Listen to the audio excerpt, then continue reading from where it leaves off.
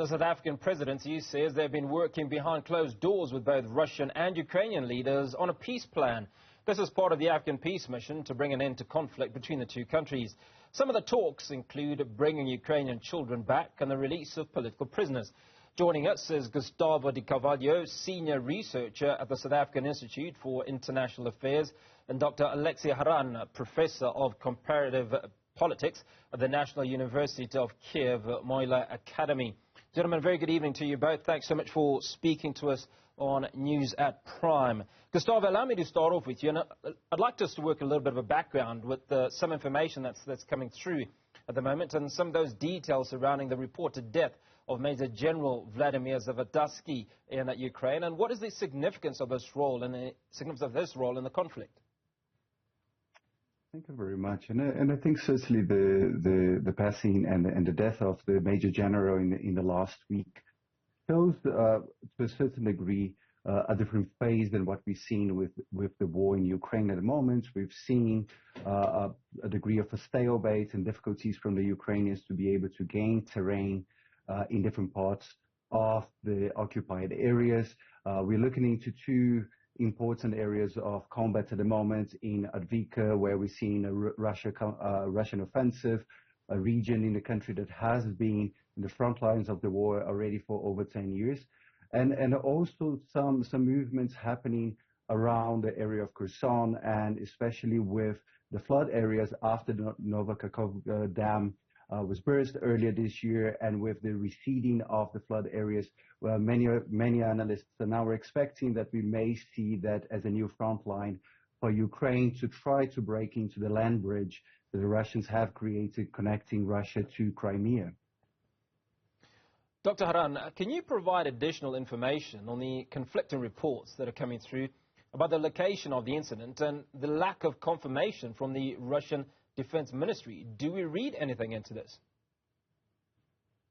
Well, look, I am not an intelligence officer, so unfortunately I'm not an insider of what's going, behind the scene. Yes, there are conflicting reports. According to Russians, since the beginning of the war, 6 Russian generals were killed, but according to Ukrainian sources, it's more than 12 or even up to 15. So there are conflicting information. But what we are watching during recent days is that actually it's the second death of senior Russian official on the occupied territories. Again, we do not know details of the recent deaths, so because there are some rumors that actually he wasn't killed in action, he just, occasionally stand on the Russian landmine. But it really doesn't matter. It means that the situation in the occupied areas for aggressor is tough, that Ukrainian special forces or Ukrainian guerrillas continue to fight there.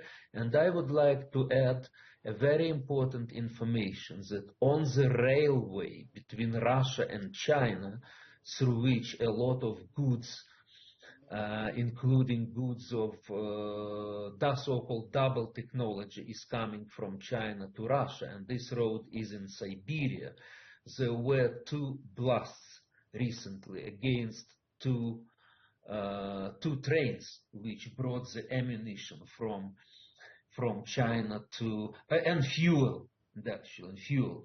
So it means that Ukrainian special forces operate also inside Russia. This is very important. However, in contrast to Russia's actions, we do not have attacks on Russian civilian population. Gustavo, it's day 646 of this conflict. What measures is the U.S. taking to support Ukraine in the face of Russian attacks, particularly during the winter, as National Security spokesman John Kirby has talked about? We have seen in the last couple of months it is a slightly more complicated situation in terms of the bilateral relations between Ukraine and the United States. We've seen President Zelensky in the last month mentioning a number of times that the number of weapons and ammunition that were provided by the United States and other Western partners had not been enough. And we're getting into a complicated moment in terms of the engagement of the United States with American elections coming in 2024, increasingly many of the Republicans within Congress presenting certain concerns in terms of the length of the conflict and in terms of the amount of aid provided by the United States. It is certainly winter. We should expect reduction in terms of direct conflict. It becomes much harder within the terrain to actually provide any significant advances at this stage.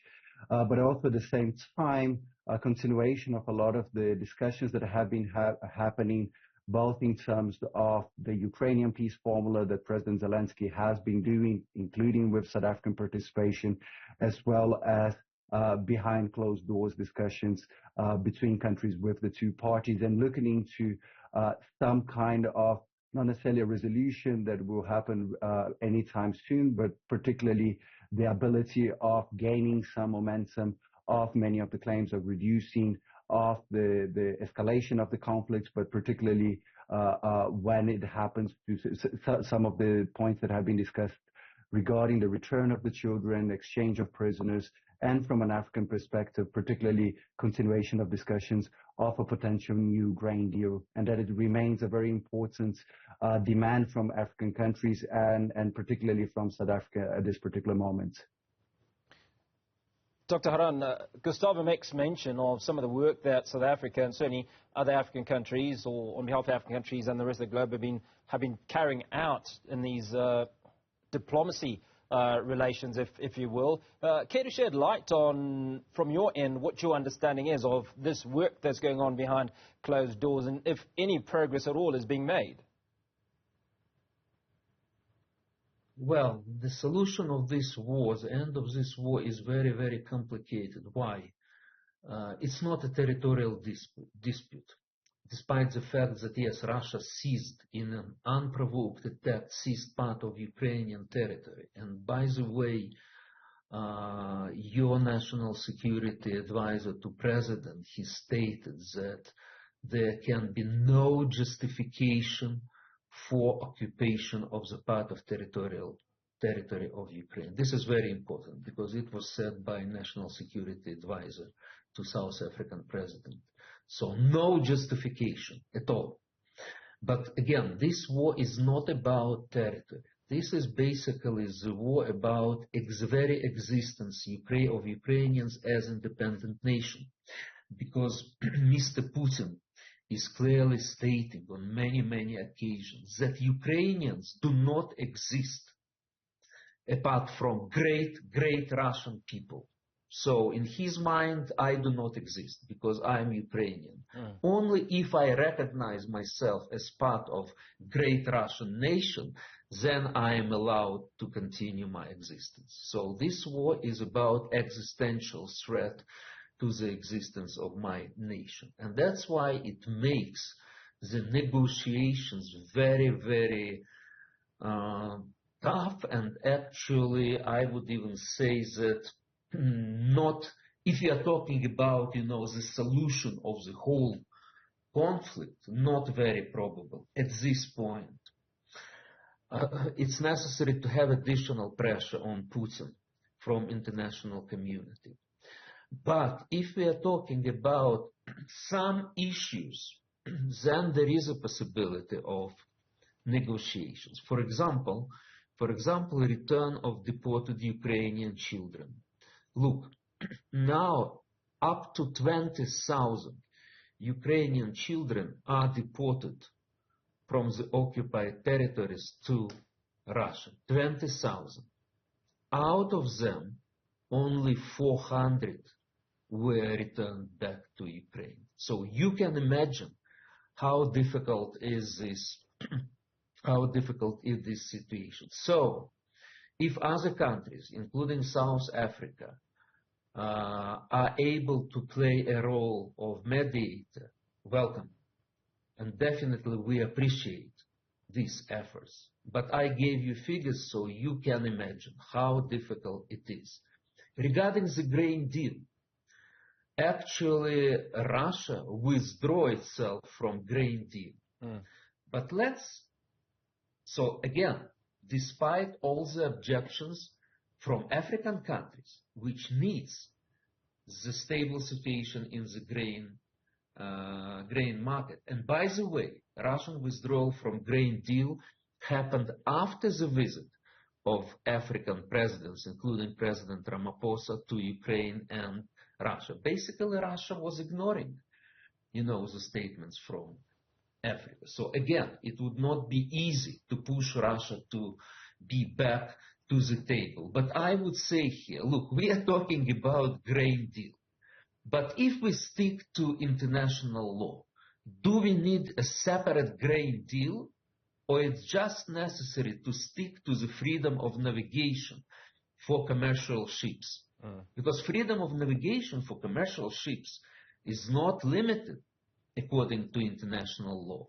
So basically, Russia behaved as a pirate here, violating the basic principle of international sea law. And that's why we need to talk about some special grain deal. Finally, sorry, Dr. Haran, I'm going to have to Russian soldiers are on Zaporizhzhia nuclear power station, which is a huge danger to the whole world.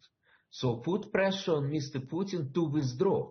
If Russia is serious, about negotiations, let them withdraw from nuclear power station, because there's no any military excuse for that, except for nuclear blackmail from the Russian side. Dr. Haran, appreciate your responses. Gustavo, very quickly, before we wrap up the conversation. Now, there was a 10-point plan proposed by the African Peace Initiative. And how have Ukraine and Russian leaders responded to it?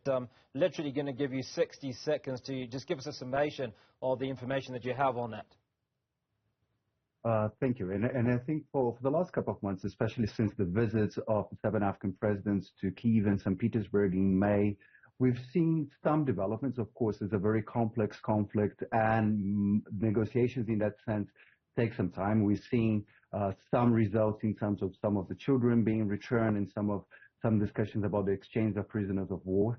But particularly, I think what South Africa in particular has been able to do, and I think it's been an important development of increasing the interaction with both parties, and talking much more with the Ukrainians through the Ukrainian peace formula, but also a number of discussions with the Russians, including during the Russia-Africa summit that happened in St. Petersburg in July this year. So I think there is one of the many initiatives that are happening at the moment, but I think it's an important space for the international community and for African countries to continue putting pressure on Russia and on Ukraine so that we manage to have meaningful negotiations and finally at some point achieve a degree of peace in the region. Gentlemen, appreciate your time. Gustavo Di Carvalho, Senior Researcher at the South African Institute of International Affairs, and Dr. Olexiy Haran, Professor of Comparative Politics at the National University of Kyiv, Mohyla Academy. Thank you so much for speaking to us.